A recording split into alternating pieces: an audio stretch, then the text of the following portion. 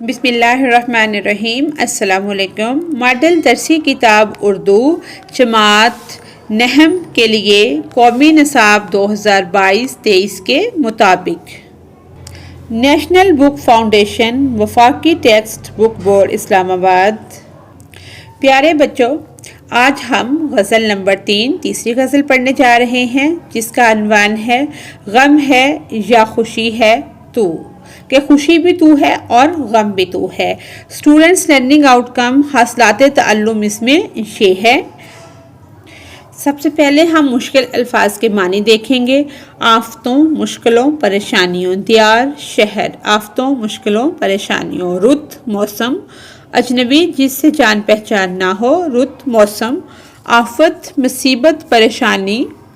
چراغ، شمع، بتی۔ دیار، ملک، دیس، وطن۔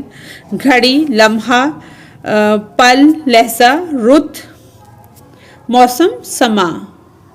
اشعار کی تشریح۔ شعر نمبر 1 ہے، غم ہے یا خوشی ہے تو، میری زندگی ہے تو۔ تشریح، اس کے مصنف ہیں ناصر کاظمی، جنہوں نے لکھا ہے۔ ناصر کاظمی کی شاعری میں عشق و محبت، درد، رنج اور انسانیت کے جذبات کو خوبصورتی سے پیش کیا گیا ہے۔ ناصر کاظمی کی اس غزل میں عشق کا جذبہ بہت گہرا اور سچا ہے۔ وہ عشق کو ایک ایسی نعمت کے طور پر پیش کرتے ہیں جو انسان کو زندگی میں ایک نیا معنی دیتی ہے۔ شاعر اس میں اپنے محبوب سے مخاطب ہے۔ وہ کہتا ہے کہ اے محبوب، تو میرے لیے غم کا باعث یا خوشی کا، مجھے تو ہر حال میں قبول ہے۔ تو مجھے میری جان سے زیادہ عزیز ہے۔ شاعر اپنے محبوب سے محبت کا اظہار کرتے ہوئے کہتا ہے کہ تم میری زندگی کا لازمی حصہ ہو، تمہارے بغیر میں زندہ رہنے کا تصور بھی نہیں کر سکتا۔ میری زندگی اب تمہارے بغیر کچھ نہیں ہے۔ بقول شاعر، میرا غم اور میری ہر خوشی تم سے ہے، جان من یہ میری زندگی تم سے ہے۔ شعر نمبر 2 ہے، اگلا شعر ہے، آفتوں کے دور میں چین کی گھڑی ہے تو۔ اس کی تشریح ہے۔ ناصر کاظمی کی شاعری میں عشق، محبت، درد، رنج اور انسانیت کے جذبات کو خوبصورتی سے پیش کیا گیا ہے۔ ناصر کاظمی کی اس غزل میں عشق کا جذبہ بہت گہرا اور سچا ہے۔ ناصر کاظمی کی غزل میں درد اور رنج کا بھی اظہار ملتا ہے۔ وہ زندگی کے دکھوں اور مصائب کو خوبصورتی سے بیان کرتے ہیں۔ اس شعر میں اپنے محبوب سے مخاطب ہو کر کہتے ہیں کہ اے میرے محبوب، ان مصائب، مشکلات اور پریشانیوں کے کٹھن وقت میں میرے لیے تم ہی سکون و اطمینان ہو۔ شاعر دکھوں اور غموں کے موسم میں اپنے محبوب کو اپنے لیے خوشی اور مسرت کا ذریعہ بتا رہا ہے۔ شعر نمبر 3 اگلا شعر ہے، میری رات کا چراغ میری نیند بھی ہے تو۔ تشریح، ناصر کاظمی کی شاعری میں عشق، محبت، درد، رنج اور انسانیت کے جذبات کو خوبصورتی سے پیش کیا گیا ہے۔ ناصر کاظمی کی اس غزل میں عشق کا جذبہ بہت گہرا اور سچا ہے۔ وہ عشق کو ایک ایسی نعمت کے طور پر پیش کرتے ہیں جو انسان کو زندگی میں ایک نیا معنی دیتی ہے۔ اس شعر میں اپنے محبوب سے مخاطب ہو کر کہتے ہیں کہ میں ہر طرف سے اندھیروں میں گھرا ہوا ہوں، اور اس اندھیرے میں مجھے جس روشنی کی ضرورت ہے وہ تم ہو۔ اے میرے محبوب، تم میرے لیے مصائب و مشکلات کے اندھیرے میں گھری رات میں ایک 14ویں کے چاند کی مانند ہو اور میرے لیے خوشی کا باعث ہو۔ وہ کہتے ہیں کہ اندھیرے کے خوف کی وجہ سے جو مجھے نیند نہیں آ رہی تھی، اب تمہاری روشنی کی وجہ سے مجھے خوب سکون سے نیند آتی ہے۔ بن تمہارے کبھی نہیں آئی، کیا میری نیند بھی تمہاری ہے۔ شعر نمبر 4، میں خزاں کی کہ موسم جو خزاں ہے اس کی شام ہوں، رت بہار کی ہے تو۔ تشریح، ناصر کاظمی، یہاں تک تو اس کا وہ انٹروڈکشن ہی ہے جو ہم ہر شعر کے ساتھ لکھیں گے، جو بھی شعر پیپر میں آتا ہے، پہلے یہ والا شاعر کے بارے میں سب کچھ لکھنے کے بعد اس کی تشریح شروع کریں گے۔ شاعر نے اس شعر میں خود کو موسم خزاں کی شام سے تشبیہ دی ہے۔ وہ کہتا ہے کہ میں تو ایک پریشان حال غموں سے چور اور مشکلات سے گھرا ہوا ایک شخص ہوں، جیسے کہ موسم خزاں کی کوئی شام ہو، بالکل ہی اداس شام، لیکن اے محبوب تم میرے لیے بہار کے موسم کی طرح ہو، تمہیں دیکھ کر مجھ میں زندگی کی لہر پیدا ہوتی ہے۔ اے محبوب تم بہار کی مانند ہو، جبکہ مجھے اپنا وجود ایک بہت بوڑھے درخت کا سا معلوم ہوتا ہے، لیکن تمہارا دیدار کرتے ہی اس پر بھی بہار آ جاتی ہے۔ بقول شاعر، جب وہ ہوتے ہیں صحن گلشن میں، موسم نو بہار ہوتا ہے۔ شعر نمبر 5 ہے، دوستوں کے درمیاں وجہ دوستی ہے تو۔ تشریح، یہ اس کا اتنا انٹروڈکشن ہے، آگے اس کی تشریح ہے۔ شاعر اس شعر میں محبت کو دوستوں کے درمیان دوستی کی وجہ بتا رہے ہیں۔ وہ کہتے ہیں کہ ایک محبت کا جذبہ ہی ہے جو ہم دوستوں میں دوستی کو قائم و دائم رکھے ہوئے ہے۔ دوستی کا جذبہ ایک بہت پاک اور شفاف جذبہ ہے۔ اس سے انسانوں کے درمیان ایک دوسرے کو جانچنے سمجھنے اور ایک دوسرے کے لیے جینے کی راہیں ہموار ہوتی ہیں۔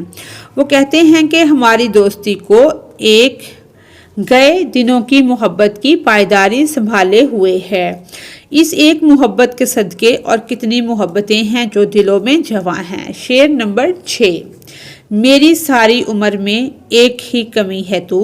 تشریح، شاعر اس شعر میں اپنے مجازی محبوب سے مخاطب ہو کر کہتا ہے کہ میری تمام زندگی میں محبت جیسے آفاقی جذبے کی کمی ہے۔ محبت جیسے عظیم جذبے سے تو اللہ تعالیٰ کی ذات بھی ناآشنا نہیں ہے۔ محبت وجہ تخلیق کائنات ہے اور اس ساری کائنات میں وہی سب سے پہلا محب ہے، یعنی کہ محبت کرنے والا محب، جس نے اپنے محبوب کی خاطر چند دنوں میں یہ کائنات تخلیق کی۔ محبت کے جذبے سے آشنا ہونے والا محبوب کے سامنے بس جھک جاتا ہے، بنا دام کے بک جاتا ہے۔ اس لیے محبت میں انا نہیں ہوتی، اور اگر انا ہو تو محبت نہیں ہوتی، محبت بے غرض و طلب ہوتی ہے۔ شعر نمبر 7 ہے، میں تو وہ نہیں رہا ہاں مگر وہی ہے تو۔ تشریح، یہاں تک اس کا انٹرو بنے گا آگے۔ شاعر اس شعر میں سے خود کو کوستے ہوئے کہتے ہیں کہ میں اب پہلے جیسا نہیں ہوں، اب میرے اندر سے محبت جیسا پاک جذبہ موجود نہیں، لیکن اے محبوب تم تو ویسے ہی محبت کے جذبے سے سرشار ہو۔ محبت تو بے لوث جذبہ ہے، قطع نظر اس کے کہ وہ آپ سے محبت کرتا بھی ہے کہ نہیں۔ شعر نمبر 8 ہے، ناصر اس دیار میں کتنا اجنبی ہے تو۔ تشریح، یہاں تک اس کا یہاں سے پڑھ لیتے ہیں۔ ناصر کاظمی کی شاعری میں عشق، محبت، درد، رنج اور انسانیت کے جذبات کو خوبصورتی سے پیش کیا گیا ہے۔ یہاں ناصر کاظمی نے درد و غم اور کرب کو کیا خوب اور سہل انداز میں بیان کر کے آفاقی رنگ دیا ہے، اس کی مثال کم ہی ملتی ہے۔ ناصر کاظمی ایسے شاعر ہیں جنہوں نے زندگی کا مشاہدہ اب بہت قریب سے کیا ہے۔ آپ نے سنی سنائی باتوں کو لفظوں کی آغوش میں لے کر اشعار کا جامہ پہنانے سے اعتراض کیا۔ آپ نے زندگی کا بذات خود تجربہ کیا اور جو کچھ محسوس کیا اسے غزل کے مخصوص انداز لب و لہجہ میں جدید رنگ کے ساتھ بیان کیا۔ اس شعر میں شاعر اپنے محبوب سے کہتا ہے کہ میری زندگی کی ساری رونقیں اور روشنیاں تیرے ہونے سے تھیں، جب سے تو مجھ سے بچھڑا ہے میری زندگی تاریخ ہو گئی، سب رونقیں ختم ہو گئی ہیں، اب تو میں اپنے ہی شہر میں خود کو اجنبی محسوس کرنے لگا ہوں۔ شاعر کہتا ہے کہ میرا بے چین دل اس دنیا میں اب نہیں لگتا، میں بیزار ہو چکا ہوں۔ وہ خود سے مخاطب ہو کر کہتا ہے، ناصر تجھے سمجھنے والا کوئی نہیں ہے اور تو اس شہر میں بہت اکیلا اور اجنبی ہو گیا ہے۔ آگے شاعر کا تعارف ہے، ہم اس کا تعارف پڑھ لیں گے۔ یہاں تک یہ اس کا شاعر کا تعارف ہے، اس کو پڑھیں گے اور اس کو یاد کریں گے تاکہ اس کے اندر سے بھی MCQs ٹائپ کوسچن آ سکتے ہیں۔ آگے اس کی مشق کو ہم دیکھتے ہیں۔ درست جواب کے گرد دائرہ لگائیں۔ غزل کے پہلے شعر کو کیا کہتے ہیں؟ مطلع۔ ناصر کاظمی کی شاعری میں گہرا شعور پایا جاتا ہے۔ سماجی، بے، یہ ٹھیک جواب ہے۔ ناصر کاظمی کے زمانے میں کس تحریک کا عروج تھا؟ ترقی پسند تحریک جیم۔ ہم آواز الفاظ کو کیا کہیں گے؟ قافیہ الف۔ ناصر کاظمی کی غزلوں میں اداسی اور تنہائی کے عنصر کی وجہ ہے؟ فطرت۔ استعارہ کے ارکان کتنے ہوتے ہیں؟ جیم۔ درست جواب ہے 3۔ اگلا سوال ہے، درج ذیل اشعار کو فہم کے ساتھ پڑھ کر دیے گئے سوالات کے جواب دیں۔ ان کو ہم پڑھ لیں گے اور ان کے سوالات پر آتے ہیں۔ پہلا سوال ہے، پہلے شعر میں کون سی صنعت استعمال ہوئی ہے؟ نشاندہی کریں۔ پہلے شعر میں صنعت تضاد استعمال ہوئی ہے کیونکہ پہلے شعر میں استعمال ہونے والے لفظ خزاں اور بہار دونوں ایک دوسرے کے متضاد ہے۔ دوسرا سوال ہے، دوسرے شعر میں شاعر کی اپنے بارے میں کیا رائے ہے؟ دوسرے شعر میں شاعر کہتا ہے کہ میں بدل گیا ہوں، جیسے پہلے میں خوش اور حشاش بشاش تھا، اب وہ نہیں رہا، لیکن اس کا محبوب پہلے جیسا ہی ہے، وہ نہیں بدلا۔ تیسرا سوال ہے، تیسرے شعر میں شاعر کو کس بات کا دکھ ہے؟ تیسرے شعر میں شاعر خود اپنے آپ سے مخاطب ہو کر کہتا ہے کہ اس پورے جہان میں مجھے جاننے والا کوئی نہیں ہے، میں ایک اجنبی ہوں، بس اس بات کا دکھ ہے کہ کوئی بھی اس کے ساتھ نہیں ہے۔ سوال نمبر 3، درج ذیل اشعار کے حوالوں، شاعری کے پس منظر، انداز بیان، شاعری محاسن کے استعمال کی وضاحت کے ساتھ تشریح کریں۔ یہ شعر ہے اور یہ اس کی تشریح ہے کہ اس شاعر ناصر کاظمی نے اپنے محبوب کے بارے میں کہا کہ میرا محبوب میری مشکلوں میں میرے سکون کا باعث ہے۔ شاعر ناصر کاظمی جو کہ ایک اعلیٰ پائے کے شاعر ہیں، اس شعر میں بیان کرتے ہیں کہ جب میری زندگی میں مشکلات آتی ہے تو تیرے ہونے سے میری مشکلات حل ہو جاتی ہے۔ اس شعر میں حقیقی شاعری کو بھی بیان کیا گیا ہے کہ اے اللہ، میری مشکلات کا واحد حل صرف تیری ذات مقدس ہے۔ ذات مقدس ہے، مشکلات میں مجھے تیرے ہونے سے ہی سہارا ملتا ہے، واحد تو ہی میری مشکلات کو حل کر سکتا ہے، میں تو وہ نہیں رہا، ہاں مگر وہی ہے تو۔ شاعر کا نام ناصر کاظمی۔ مفہوم نمبر 2، اس شعر میں شاعر کہتا ہے کہ اے محبوب، میں بدل گیا ہوں لیکن تو پہلے جیسا ہی ہے، تو نہیں بدلا۔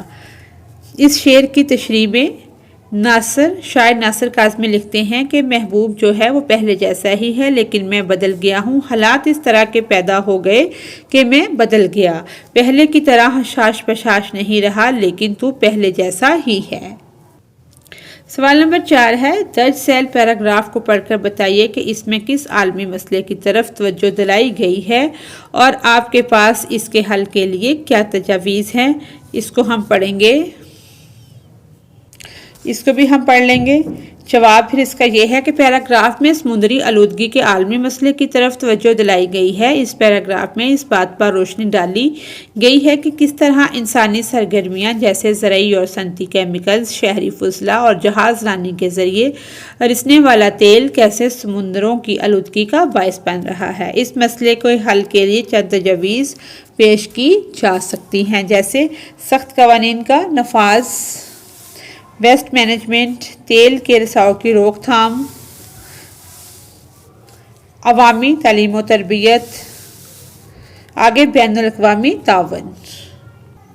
انسانی زندگی میں سمندر کو خاص اہمیت حاصل ہے۔ دنیا کا تقریباً 70% حصہ سمندر پر مشتمل ہے۔ سمندر موسموں میں تبدیلی اور تغیر کا باعث بنتے ہیں، انسانوں کو رزق فراہم کرتے ہیں۔ یہی سمندر آج انسانی سرگرمیوں کے باعث آلودگی کا شکار ہوتے جا رہے ہیں۔ انسانوں کی زرعی اور صنعتی سرگرمیوں کے نتیجے میں پیدا ہونے والے مضر کیمیکلز والے فاسد مادے، شہری فضلات، سمندروں سے تیل کی نکاسی اور ترسیل کے دوران رسنے والا تیل اور شہری فضلات سمندری آلودگی کا بہت بڑا ذریعہ ہیں۔ سمندری پانی کو آلودہ کرنے کا مطلب آبی حیات کی ہلاکت ہے۔ آگے سوال نمبر 5 ہے، درج ذیل عبارت کو علامات اوقاف کا لحاظ رکھ کر پڑھیں۔ اس سلسلے میں اپنے استاد کی رہنمائی لیں۔ اگلا سوال ہے، درج ذیل اشعار غور سے پڑھیے اور ان کے فنی و فکری محاسن کا جائزہ لیتے ہوئے تبصرہ کیجیے، نیز مصرع، شعر، قافیہ، ردیف اور مطلع کی نشاندہی کریں۔ یہ سارا ہم پڑھ لیں گے۔ ٹھیک ہے، جواب کی طرف آتے ہیں۔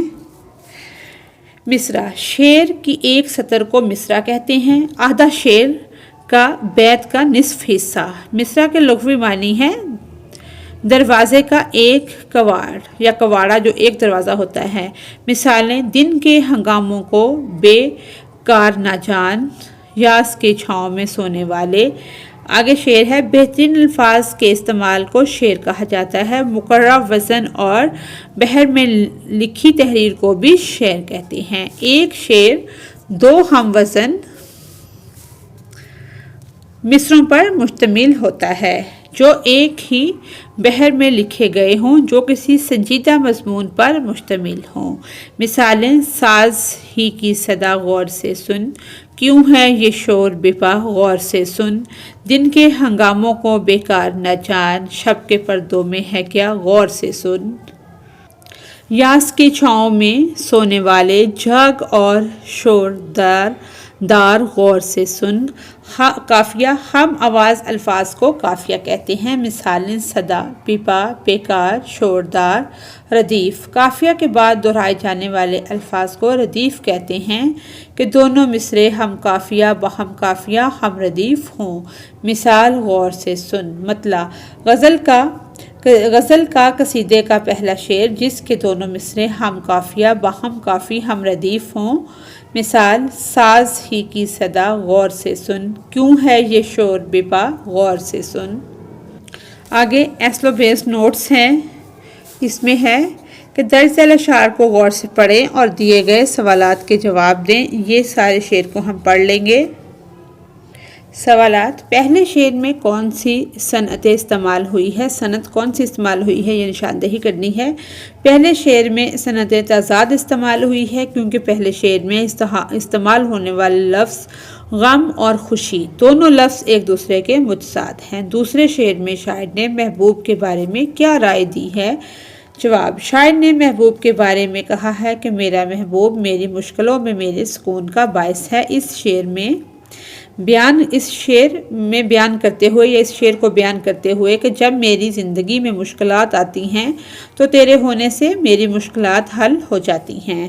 آگے سوال نمبر 3 ہے، اشعار میں استعمال ہونے والے ردیف کی تعریف کرتے ہوئے نشاندہی کریں۔ ردیف، قافیے کے بعد دہرائے جانے والے الفاظ کو ردیف کہا جاتا ہے۔ اشعار میں ہے تو ردیف کے طور پر استعمال ہوا ہے۔